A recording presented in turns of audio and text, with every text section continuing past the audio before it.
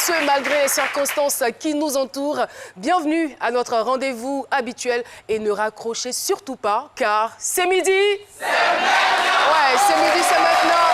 Et je me retrouve aujourd'hui avec Prissy, la dégameuse, que je vous demande d'applaudir très très fort. Prissy, la dégameuse, qu'on retrouvera dans quelques petits instants. Le doyen Cassie est avec nous aussi, il mérite vos applaudissements. Et bien sûr, Raïssa Diaby pour le livre, Raïssa Diaby.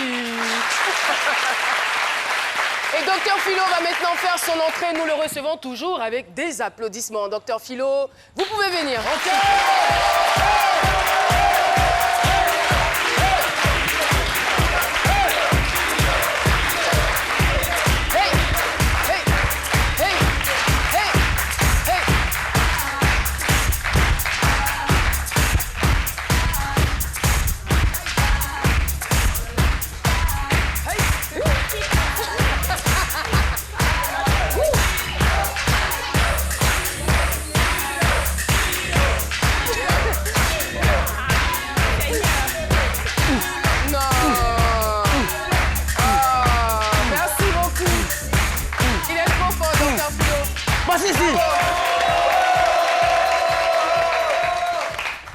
Il sait tout faire, Dr Philo. Faut pomper là-bas. Aïe, de la danse à la violence.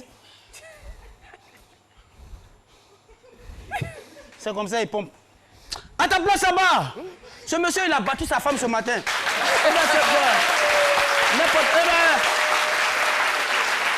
C'est pas une danse.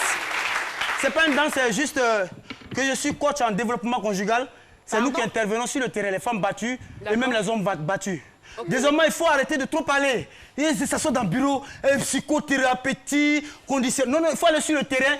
Et nous avons désormais un numéro vert. Il faut nous appeler et nous intervenons rapidement. Merci beaucoup, Dr Philo. Merci. Vous l'avez deviné, nous parlons pas aujourd'hui de danse, mais nous parlons plutôt de violence et de violence conjugale. Mon ex-conjoint m'empêche de reconstruire ma vie. C'est le thème retenu pour cette émission. Nous allons tout de suite partir pour le portrait de notre invité témoin.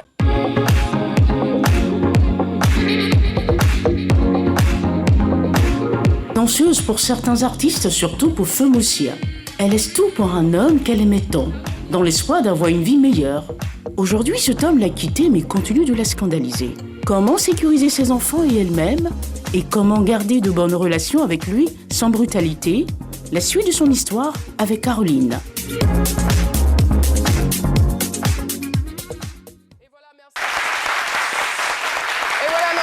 Témoin nous rejoint sur le plateau de C'est midi. Merci de l'encourager. Merci beaucoup. Très cher de nous rejoindre sur le plateau de C'est midi.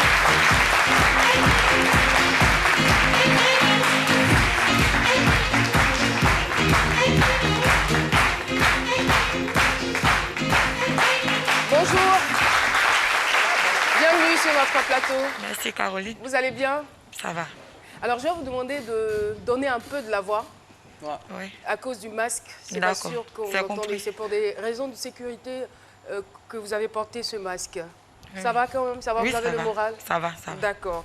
Alors, quelqu'un qui vous donnera encore plus le moral, c'est Dr Philo. On va le retrouver. Il décante tout de suite ce thème. C'est mon avis, avec Dr Philo. Merci, merci beaucoup. Merci. Merci, votre ex vous empêche de reconstruire votre vie, c'est le thème. Moi je dis, est-ce que vous-même si on vous disait un jour que vous allez porter masque, vous allez le croire? Non, voilà, c'est les circonstances de la vie et là, moi je vous trouve bien en forme là pour un tel thème. Je m'attendais à une fille qui a été amaigrie, des soucis, à très venir. Mon ex, mais vous êtes bien en forme là, ça veut dire que vous avez le moral, c'est le plus important. Et je dis que c'est récurrent, ces hommes-là qui empêchent, et ça mais surtout même en zone rurale dans les villages, c'est leur travail au fait. C'est-à-dire, comme le disent les Diabois, bon, moi c'est c'est-à-dire que si moi je n'ai pas eu, toi tu peux pas avoir aussi. C'est-à-dire qu'il y a des gens même qui lancent des sorts même à leur ex. C'est-à-dire qu'ils lancent un sort, même quand ils vont avec quelqu'un, elle dégage une odeur bizarre, suffocante, répressive le monsieur. Oui, il lui donne d'eau, c'est des expressions qu'il faut mettre les mots à leur place. Je dis que c'est des conseils qu'il veut vous donner aussi. Pour les jeunes filles aujourd'hui, pardonnez, quand vous allez avec elles, faites très attention. Surtout ce genre de concubinage là, faites très attention, évitez. N'allez pas vite en besoin, ne mettez pas la charrue avant les bœufs. C'est-à-dire les hommes, si vous voyez qu'il ne veut pas vous laisser comme ça, chaque fois il vous empêche, c'est-à-dire que vous l'avez marqué dans votre vie. C'est aussi une preuve de quoi? D'amour aussi. Mais à vivre quel genre d'amour? Allez chaque fois empêcher votre ex de reconstruire sa vie. Évitez d'aller vite envoyer votre conjoint en l'air. Je ne venais pas dire de prendre l'avion avec lui. Ceux qui comprennent, comprennent. Évitez vite. Si vous faites des démonstrations, ça marque le gars. Le foyer, c'est ça. Oui, mais tu fais des chutes. Le gars, ça reste dans ta tête. Et quand c'est comme ça, quand vous allez quelque part, lui, quand il passe à ça chez lui à la maison, il dit, bon, c'est qu'elle faisait avec moi, elle a très fait ça ailleurs, et il va aller gâcher votre foyer là-bas. C'est ça qui est le plus important. En même temps, vous dites que c'est... Les ex, quand on dit ex, c'est EX. Ex, c'est pas un jus. Parfois, certaines filles refusent. Ou bien certains hommes, quand ils disent, voilà mon ex, là, moi, je suis ton ex. Il faut dire qu'on était ensemble avant. Non, l'ex, ça veut dire que vous avez été un exemple. À l'école primaire, quand on dit exemple, on met EX, c'est ex. Vous avez été un exemple dans sa vie. Et donc, quand c'est comme ça, il faut laisser. Moi, je dis désormais, il va falloir même que nous-mêmes, là, étant des coachs en développement conjugal, on ait un numéro vert. S'il y a le 180, le 111, le 145, nous, si on peut créer notre numéro, hein, je ne sais pas quel numéro, le 100 battu. Peut-être qu'on peut avoir ça, composer ça pour que nous, on vienne intervenir. Et je pense que l'essentiel, c'est d'avoir le moral. Merci. Alors, Assémian Paterne se trouve en ce moment à Grand-Bassam pour le micro-trottoir. Tout de suite, l'antenne est à vous, Paterne. Le micro-trottoir avec Chris Paterne Assémian. Est-ce que votre ex interfère-t-il toujours dans votre relation actuelle? Du moment où nous sommes plus ensemble, il ne peut plus intervenir. S'il intervient, c'est ce qu'il veut. J'accepte qu'on soit ensemble. C'est tout. En tout cas, il ne peut pas accepter que mon ex va revenir. Elle interfère toujours parce qu'on a gardé de bonnes relations. Vu que, comme on dit, après l'amour, c'est pas la guerre. On a gardé de bonnes relations et ensemble, on se voit. Mais si souvent je ne permets pas certaines choses qu'elle puisse faire, c'est pour ne pas qu'elle rentre dans ma nouvelle relation avec la personne qui suit. Donc, le plus important, c'est de garder la distance et faire comprendre à l'autre que le passé reste le passé. Il n'interfère pas parce que lui et moi, nous avons eu un enfant. Donc, la relation qui existe entre nous, c'est l'enfant. Ce que je peux dire, ça dépend de la femme. Hein. C'est elle maintenant qui doit dire à son ex qu'elle est mariée, que si elle ne veut plus avoir de relation avec lui. Moi, je n'accepte pas parce que, pourquoi? Tu m'as dit non avant et maintenant tu viens, tu veux retourner avec moi. Sous compte que parce que je suis avec un homme aujourd'hui, donc moi je ne peux pas accepter ça. Moi je n'accepte pas qu'il revienne encore dans ma vie d'une nouvelle fois. Bon, quand c'est fini, mais on a besoin un peu s'aider. Si elle a besoin de moi en aide financièrement ou bien un truc que j'ai ça, je peux lui donner. Mais en ce qui concerne la chose, il ne peut pas. Il est catégorique là-dessus. Merci beaucoup pour votre contribution. Et tout de suite, nous allons passer la parole à notre invité témoin. Votre ex vous empêche de refaire votre vie. Et je veux savoir, comment est-ce que vous l'avez rencontré, ce monsieur? Bon, merci Caroline. Au fait, on s'est rencontrés à la Riviera 2. D'accord. Moi, j'étais dans un bar. Lui, il était dans une boulangerie. Et c'est comme ça qu'on s'est connus. C'est la veille, il partait faire la monnaie tout moment. D'abord, c'était l'un de ses collègues qui voulait de moi. Et son collègue a vu que quand je vais là-bas, je demandais beaucoup après lui. Et c'est comme ça que son collègue nous a mis en contact. Et c'est ainsi qu'on a commencé. Ah, il vous plaisait bien? Oui, oui, beaucoup. Je l'ai beaucoup aimé. Et c'est comme ça qu'on a commencé à marcher ensemble. 3 mois après, il a commencé à me frapper. On ne sortait pas encore ensemble. Parce qu'il m'a dit qu'il est beaucoup jaloux. Il vous avait prévenu qu'il était jaloux? Oui, qu'il était beaucoup jaloux. Mais je veux dire, au début de la relation, est-ce que vous avez senti que c'était quelqu'un de violent? Non, non. Non, du tout? Lui, même s'il est là, il ne ressent pas ça. Il était doux? Doux. Comme un agneau? Oui. Et là, 3 mois après... 3 mois après, il a commencé à me frapper, comme quoi je prenais les pilules. Justement, comment la première discussion, dispute et agression, comment c'est arrivé pour la première fois? C'était pour les pilules. Les pilules? Oui. Vous preniez des pilules? Oui, oui. Et c'est comme ça qu'il a vu les pilules dans mon sac. Il dit que c'est les femmes qui sont pas sérieuses, c'est elles qui prennent les pilules. Et lui-même, il a enlevé les pilules, il a avalé les 3 mois de pilules. Là. Et il a avalé les... Dans la plaquette, il y a 3 mois. Il a avalé les 3 mois là. Toutes les pilules? Oui. Garçon. Lui-même. Et dites-moi, est-ce que ça vous a interpellé? Je me suis effrayée. Je me suis effrayée. Il dit, aïe, toi tu es garçon, tu avales ça. Il dit, mais je comprends pourquoi vous avalez, parce que c'est doux. Et quand il a fini d'avaler, il a commencé à me frapper dans un baka. Ah, vous étiez dans un baka? Oui. C'est Il a le failli même transport en commun. renverser le baka. Et le bakaman a demandé à ce qu'on descende. Lui, il a refusé. Il voulait faire fumer le bakaman. Et on a continué jusqu'à Gamé. Il m'a demandé pardon. Donc, il m'a demandé pardon. De là, on est allé à la maison. On est allé à la maison, une petite discute nette, il va me frapper. S'il arrive à la maison qu'il ne m'a pas trouvé, ça c'est gâté. Il va me frapper. S'il va chez lui aussi, que je ne l'ai pas appelé, parce que si allait le trouver femme, il me frappe. Le trouver avec qui? Femme. Mais je veux dire, puisque vous étiez juste au début de votre relation et que vous constatez là qu'il est violent, il est devenu très violent, pourquoi vous ne vous séparez pas de lui? Bon, quand il partait à la maison, la vieille, elle aimait beaucoup, ma maman. Elle aimait beaucoup. Mais est-ce que vous disiez à un moment ce qu'il vous faisait? Non, non, je ne lui Ah, disais pas. d'accord. Parce qu'il n'a jamais fait ça devant la vieille. Il était tellement doux devant la vieille. Donc, c'est une fois, il a dit à la vieille, ah, il a gros cœur, elle dit, il va changer. Vous dites juste qu'il a gros, vous dites juste qu'il a gros cœur, vous ne dites pas ce qu'il fait exactement. Non, non. Bon, parce que vous-même... Oui, je l'aimais aussi. Donc, je ne voulais pas que la vieille aussi me décourage. Donc, quand il lui a dit, il a gros cœur, elle dit, il va changer. Et ça n'a pas changé? Ça n'a pas changé. Vous avez eu des enfants ensemble? Oui. Un enfant? En 2007. 2 enfants? Oui. 3 enfants? Vous êtes restés ensemble pendant 14 ans? Oui. Pendant 14 ans, il vous a battu? Oui. Moi, je veux ça. Oui. Je n'ai pas le droit d'aller à Yopougon voir mon petit frère. On était 3, on est restés 2. Le jour, il met Pierre Yopougon.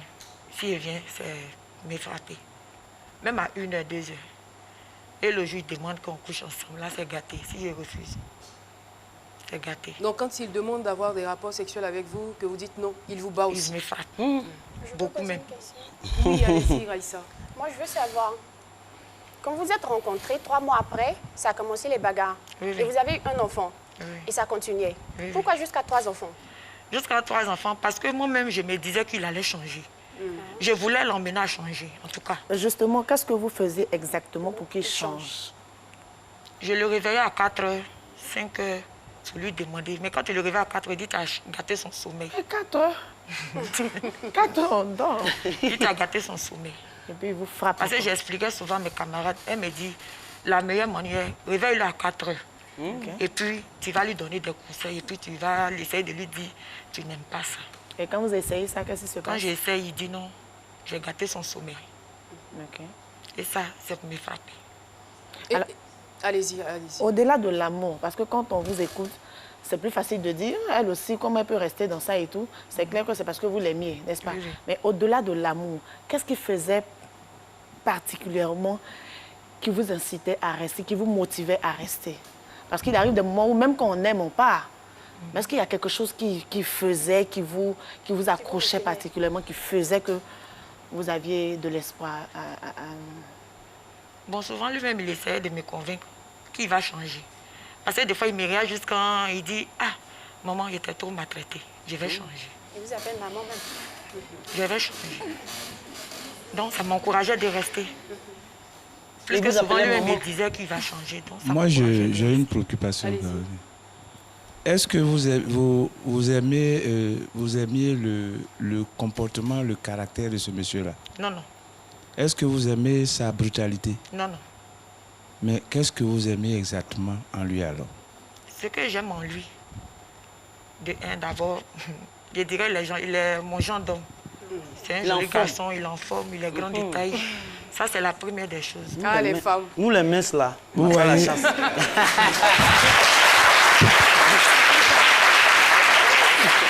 Vous voyez, ça m'inspire quand même un conseil. Il faut qu'on interpelle quand même la jeunesse. L'homme, l'humain que nous sommes là, se manifeste en 2 phases. Il y a la phase immatérielle et il y a la phase matérielle. Si vous aimez seulement le corps d'une personne et que tout ce qui est immatériel en lui vous repousse, mais faites attention. L'amour qui s'attache seulement au corps, ça ne conduit nulle part. C'est tellement superficiel. Oui, c'est l'esprit qu'il faut épouser, c'est l'esprit qu'il faut aimer. Mais si vous voyez quelqu'un comme ça qui est comme un délinquant, excusez-moi, mais fuyez-le. Pourquoi vous pouvez l'aimer? À cause de son corps. On avait déjà eu un enfant déjà. Ok. Quand ça s'est aggravé là, on avait déjà un enfant. Avant ça, moi-même, j'avais une fille. Donc, je ne voulais pas faire des enfants par-ci, par-là.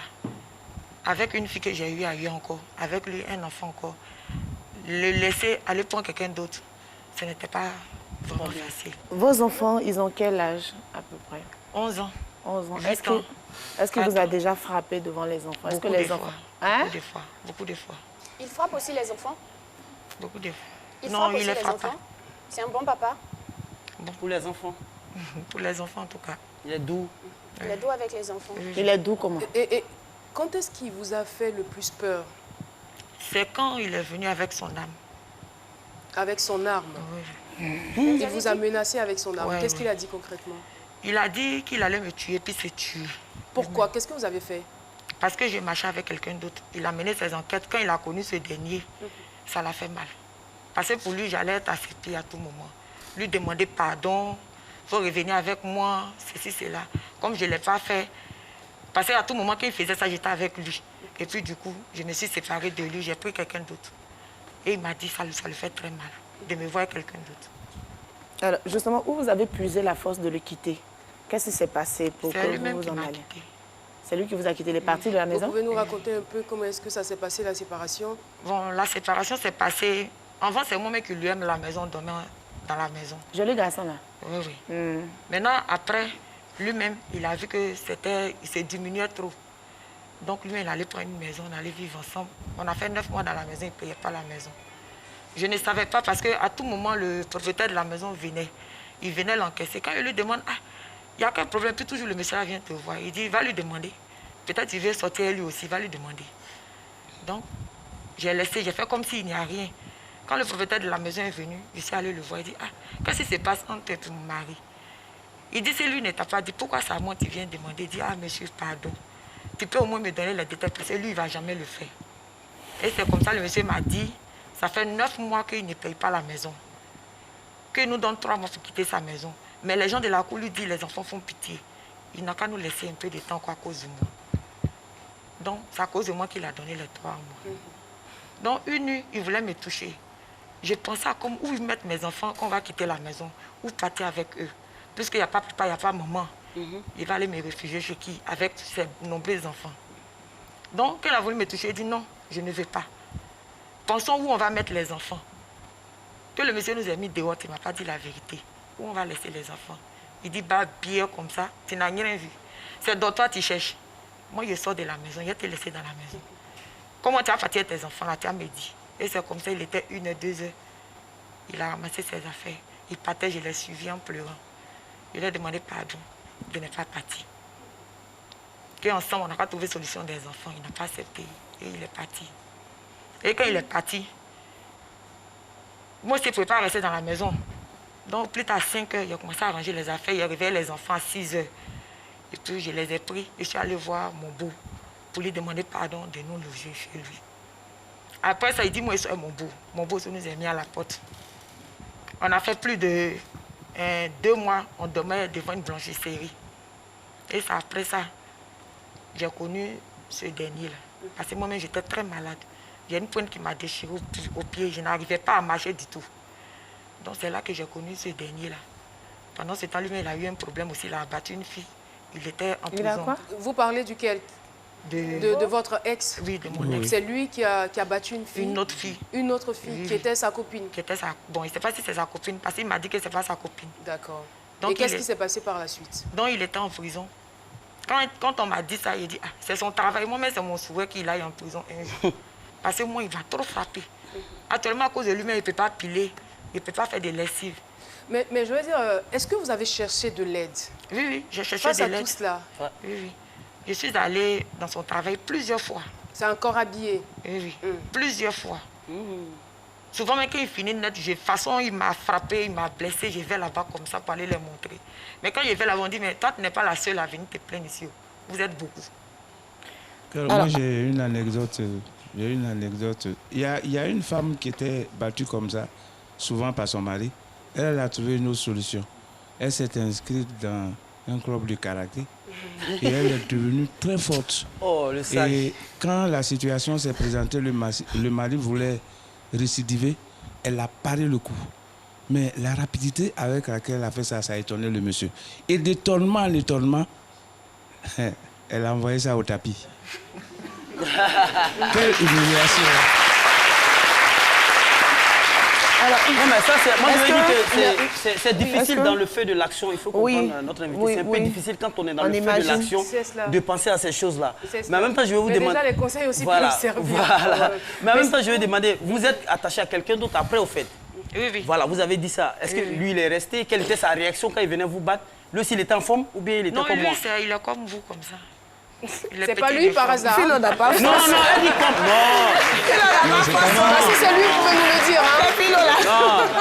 S'il vous plaît, elle est masquée. J'ai une vie aussi. Arrêtez, il y a des choses. Non, non, non. C'est pas moi. Il a même le frapper. Vous êtes sûr que c'est pas vous? Est-ce qu'il a battu l'autre? Oui, oui, il allait jusqu'à chez lui le frapper. Il allait le frapper, il l'a blessé. Et ce dernier allait pour une convocation. OK. Et c'est comme ça que lui-même, il a arrêté d'arriver au quartier. Mais il n'a pas vu jusqu'à aujourd'hui pour lui remettre la convocation.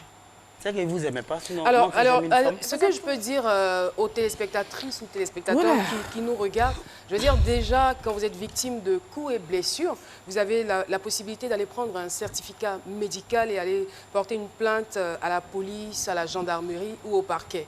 Et lui, dans ce cas, selon les explications que vous nous donnez, on a l'impression qu'il a un problème mental. Alors, dans ce cas, vous saisissez le tribunal qui va demander une expertise médicale et psychologique afin qu'il soit suivi. S'il est démontré, par exemple, qu'il a un problème psychologique, il sera interné. Mais s'il n'a pas de problème psychologique, il encourt 5 à 10 ans de prison. Voilà, donc pour dire que ça ne doit pas rester impuni et ça ne doit pas rester sous silence non plus parce qu'il peut vous ôter la vie, il peut vous ôter la vie en vous battant. Il vous bat devant les enfants, tout ça. Et vous nous avez même raconté qu'une fois, il a jeté votre bébé dans les marches de l'escalier. Ouais. Parce que tout simplement, il était en train de dormir. Dormir, l'enfant pleurait. Et l'enfant pleurait. Voilà. Donc moi, je pense que ce monsieur a un problème. Voilà. Alors, vous nous avez dit que vous avez cherché des solutions en vain. Et aujourd'hui, vous venez sur le plateau de C'est Midi pour témoigner. C'est sûr qu'il vous reconnaîtra. Bien sûr. C'est sûr qu'il saura que c'est vous malgré le casque. N'avez-vous pas peur qu'il vous agresse une autre fois? Oui, la peur, je ne peux pas mentir. Encore une fois. J'ai peur. Vous avez peur? Oui, oui. Même que ce soit sur ce plateau ou pas, je vivais toujours comme ça avec la peur. Parce que lui-même, là, ça l'arrive là-bas, des fois, de venir à minuit, 1h, et chuter la porte. Quand ça s'ouvre, il rentre, il commence les Excusez-moi, vous êtes encore ensemble là en ce moment là? Non, vous n'êtes plus ensemble, mais il continue quand même de vous agresser. Est-ce qu'il s'occupe de ses enfants? Non, non. Ils vont à l'école? Les enfants, à un moment, les trois étaient malades. Je l'ai appelé, il dit, ils n'ont qu'à mourir tous. Est-ce que, excusez-moi si vous trouvez ma question déplacée, mais est-ce qu'il prenait de la drogue? Est-ce que vous l'avez déjà surpris en train de fumer? Il n'a jamais fumé. Il ne faisait pas amour? Enfin, non. Il ne boit pas? Il boit. D'accord. Je pense que le problème va être un peu plus sérieux. Juste avant d'aller à la pub, allez-y. Bon, madame, avec tout ce que vous venez de vivre comme expérience, si vous avez un conseil à donner à une sœur, une proche qui veut se marier et qui vient de rencontrer une nouvelle personne qu'elle ne connaît pas, quel conseil vous pouvez lui donner? Ce que je peux donner à ces personnes-là, c'est de leur dire, si elles croisent une personne, elles n'ont qu'à faire très attention. Fais attention, comment? Fais attention, c'est-à-dire comment? Agir comment? C'est-à-dire, il ne faut pas vous voir, il est en forme, il est grand, il est joli. Il est mignon. Il est mignon. Et puis il est moisi. Donc, vous concluez que la priorité doit être accordée au caractère, à l'esprit et non au corps. Au mince, c'est mieux. Merci. Merci infiniment, le sage. C'est l'heure de la pub. Ce n'est pas encore terminé. On a encore beaucoup d'autres informations à vous donner. Restez avec nous. À tout de suite.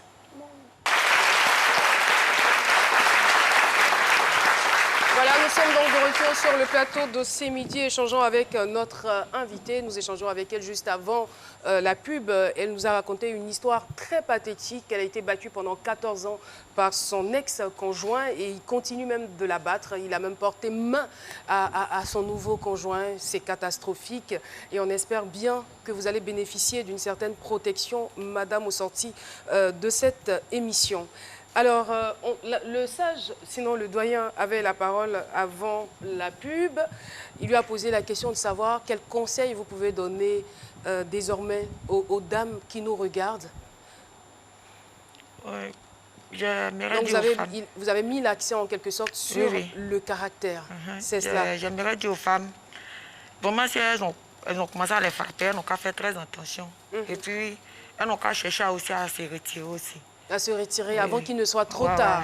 Voilà. Comme de toute façon, ça a été tard pour moi et puis j'ai eu beaucoup d'enfants dedans. Elles n'ont qu'à faire très attention. Qu'elles fassent très attention. Il faut savoir qu'aussi, il y a des ONG qui s'occupent de ces cas-là, qui viennent en aide, on va dire, aux femmes victimes de violences. Et au titre de ces ONG, nous avons avec nous l'ONG SOS Violence Sexuelle. Je vais vous demander de vous lever et de recevoir Madame Sey Antoinette. Madame Sey Antoinette, qui est notre invitée surprise dans cette émission,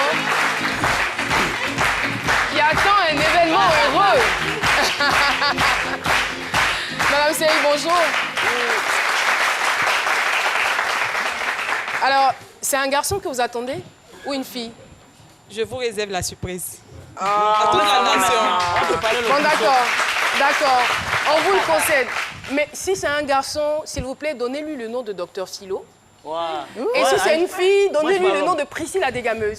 Vous n'allez jamais vous ennuyer chez vous à la maison. D'accord, merci, merci bien. Alors, d'accord, là on devient plus sérieux. Vous avez écouté l'histoire de la dame, victime de violence, on va dire violence sexuelle, violence physique, violence morale. Vous, en tant qu'ONG SOS Violence Sexuelle, qu'est-ce que vous pouvez lui apporter et qu'est-ce que vous pouvez faire pour elle? Merci bien, Caroline. Je vous en prie. Avant tout propos, permettez-moi de dire merci à la RTI qui nous donne cette lucane-là, ainsi qu'à l'équipe de C'est Midi. Voilà, merci, merci beaucoup. Je vous en prie.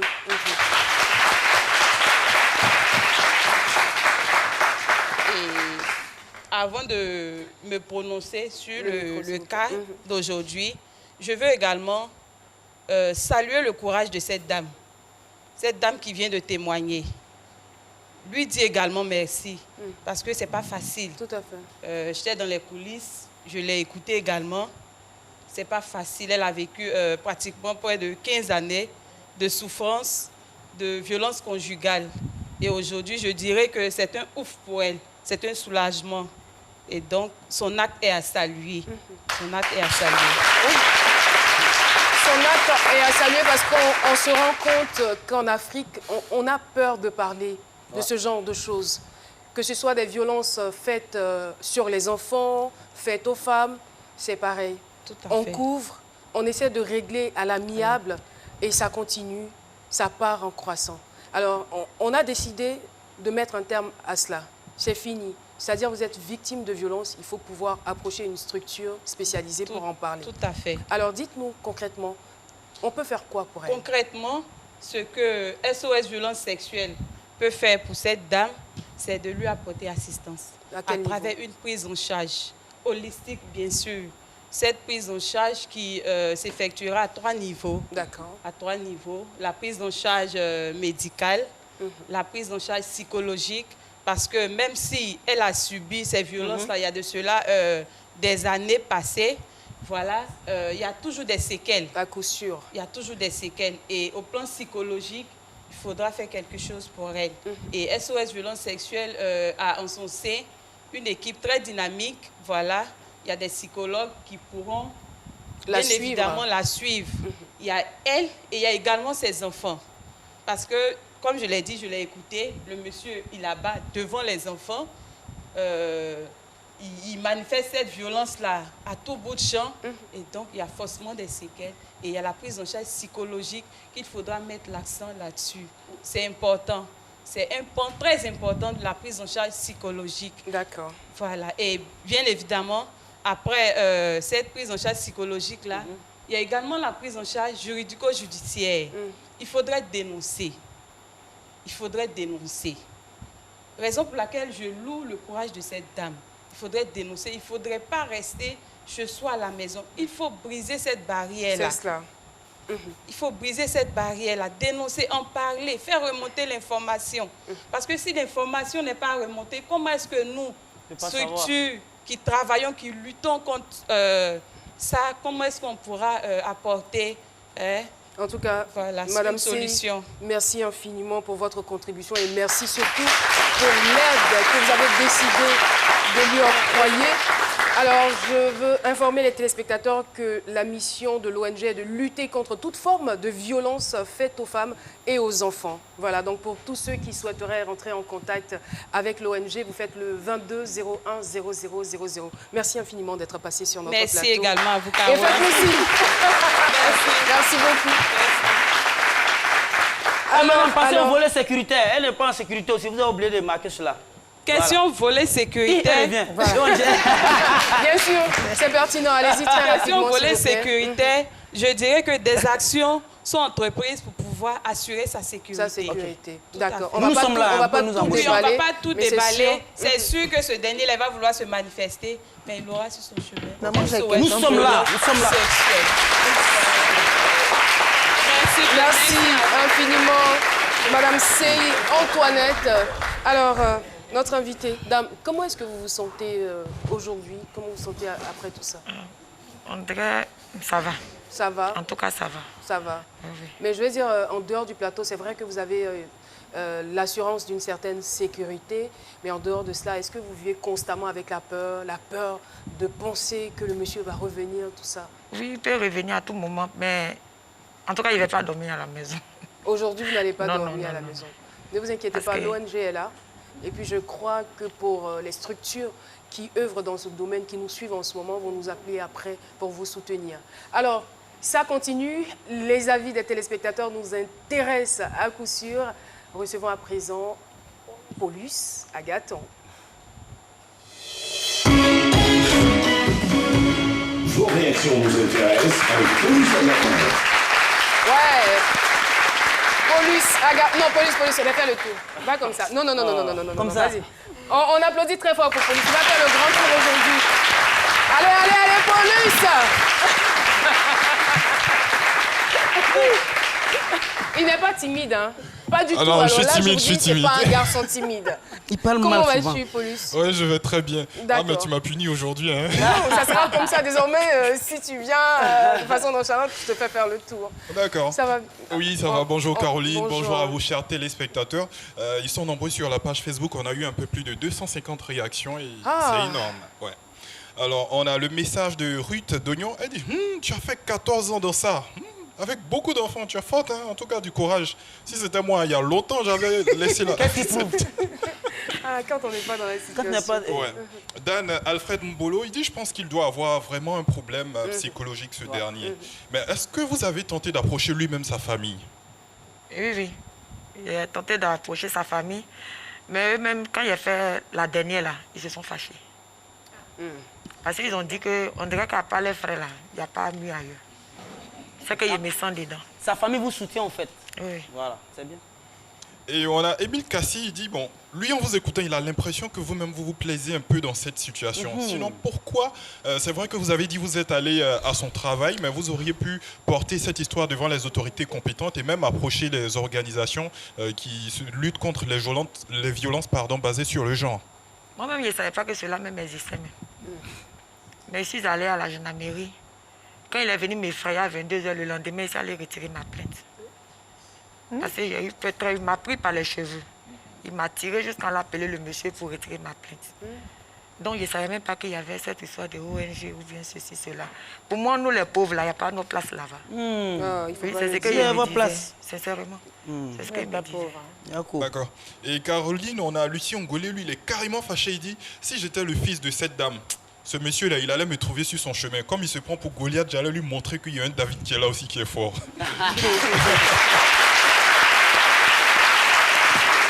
Un dernier message, c'est celui de Stéphane Akishi. Il dit en tout cas, Yako à vous, très cher. Le fait même de vous présenter à midi, c'est une preuve de courage et donc une déclaration de guerre contre les violences conjugales et surtout celles faites aux femmes. Toutefois, au regard de toutes ces années de souffrance, il aurait vraiment fallu que vous puissiez porter plainte. Ça sera le dernier message et je vous donne rendez-vous demain avec toujours autant de gaieté. N'est-ce pas? Merci beaucoup, Paulus. Merci infiniment. Alors, et si on faisait un peu de littérature? Ouais, c'est mieux, on lit un C'est peu. un tour quand même dans le livre avec Raïssa, voilà, qui fait du charme. Raïssa Diaby, on vous retrouve tout de suite. C'est-à-dire avec Raïssa Diaby.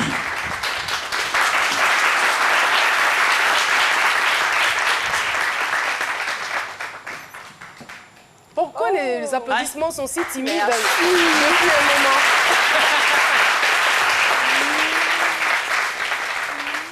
Livre aussi, beaucoup. Oui, Philo, je cherche.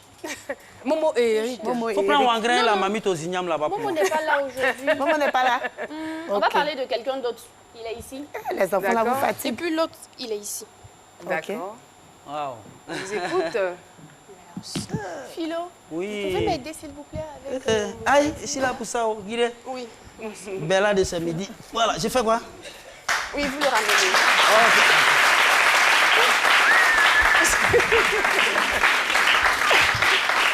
Alors, bonjour à tous. Je suis très contente d'être avec vous aujourd'hui. Avant de commencer, je vais poser une question au public. Qui ici, avant de sortir, a dit « Maman, je t'aime. Bonne journée ». Levez la main. Il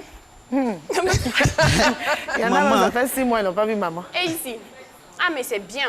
Une seule personne, vous voyez qu'il y a du travail. Il faut travailler, vous savez. Moi, avant de sortir, je dis, maman, je t'aime. Elle n'est pas avec moi, donc je l'appelle, oui, je l'appelle. On peut l'appeler pour vérifier. Hein. Alors, je l'appelle. Un instant. Ok, on l'appelle. Un instant. Attends, il y a un appel. J'appelle votre maman. Non, mais continuez en attendant que le téléphone, Non, je veux sonne. suivre, je Oui, veux allô? suivre. Caro, merci au Allô? parleur. Oui, Madame Diaby, bonjour. Bonjour. Alors, nous sommes là avec votre fille. Elle dit que chaque matin, elle vous appelle pour vous dire qu'elle vous aime. Né. Né, t'es de... C'est- Né. Né, ouais. Toi, Diaby, Ok.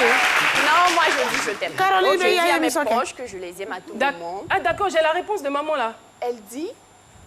Ouf. Elle dit que c'est vrai. Merci, maman.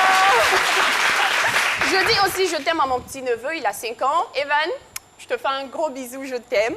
Alors, vous savez, Philo? Nous, on a si gauche, quand on dit aux enfants, on t'aime là, ils pensent à autre chose. Non, mais c'est parce qu'ils ne sont pas habitués. Ah, ok, C'est parce c'est qu'ils ça. ne sont pas habitués. Vous savez, il faut dire couramment à un enfant qu'on l'aime.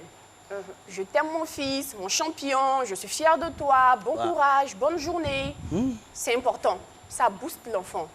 Ça crée quelque chose et là, et physiquement même, il aura un beau sourire, il sera joyeux. Quand un enfant, il sait qu'il va quitter l'école à midi et quand il arrive à la maison, il trouve maman joyeuse, qui va lui faire un gros bisou, un gros câlin, mais il est pressé. Il est pressé d'être là. Et quand il sait aussi qu'avant de partir à l'école, il aura un gros câlin, il est pressé encore. Hein? Donc, c'est important de dire « je t'aime » parce que ça permet à l'enfant d'avoir confiance en lui. Ouais. C'est important de dire à un enfant « je suis fière de toi.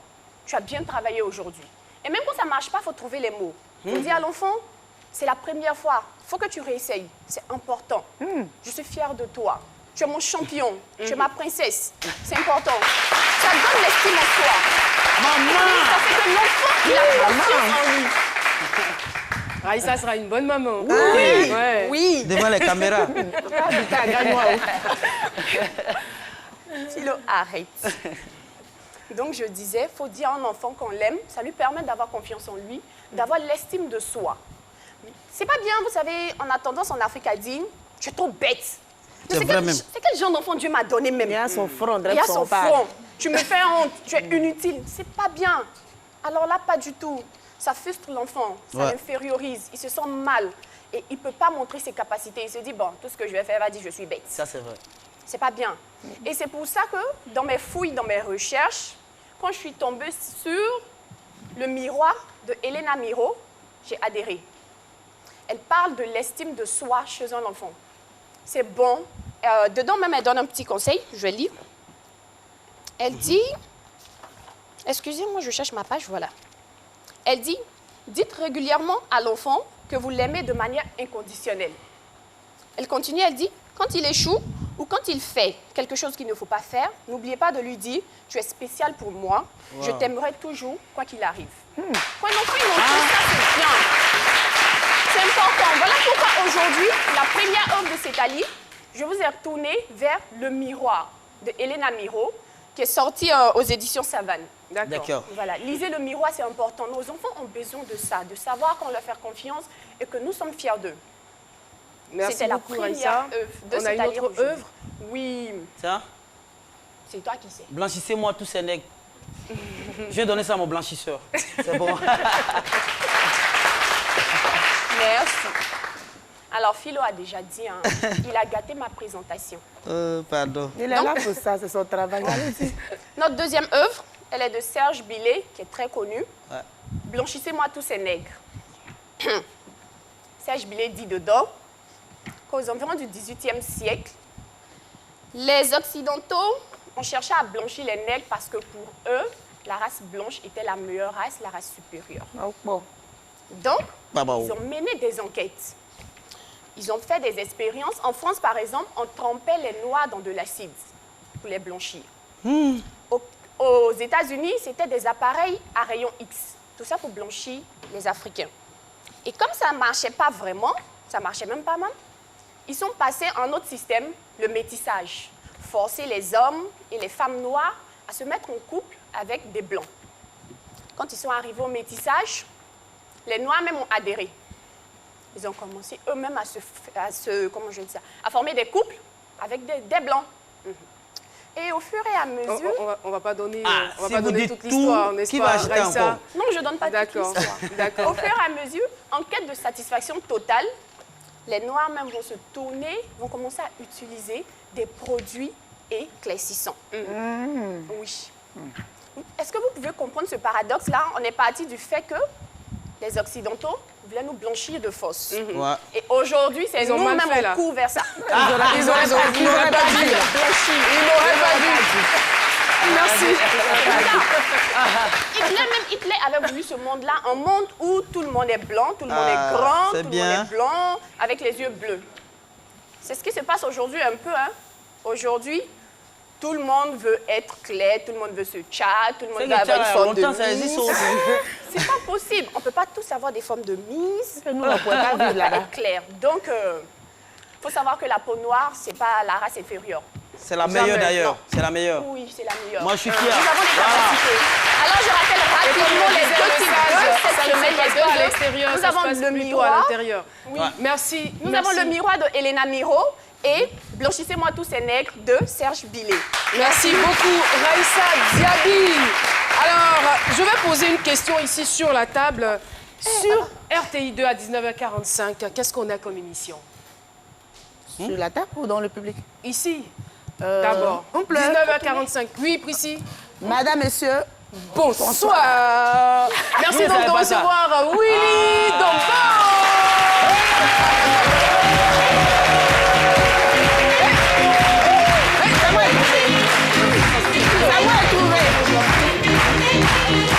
Merci.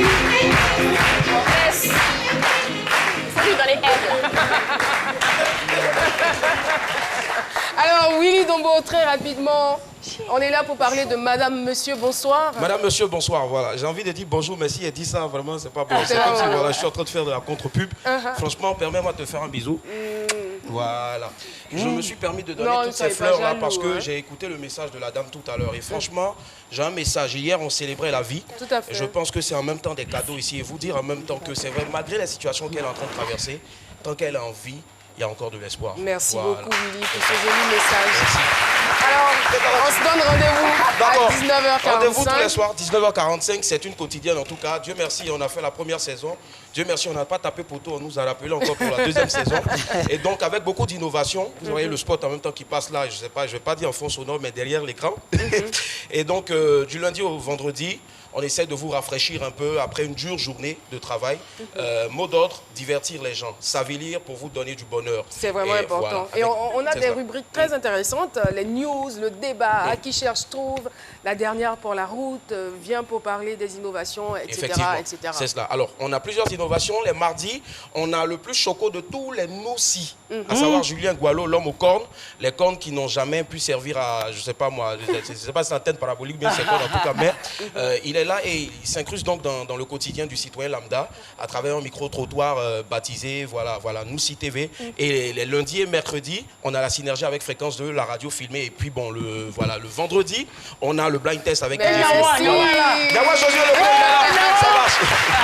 Merci beaucoup, Merci. Willy, d'être Merci. passé sur le plateau de Ce Midi. On se retrouve avec Priscille la dégameuse. Willy Chauve.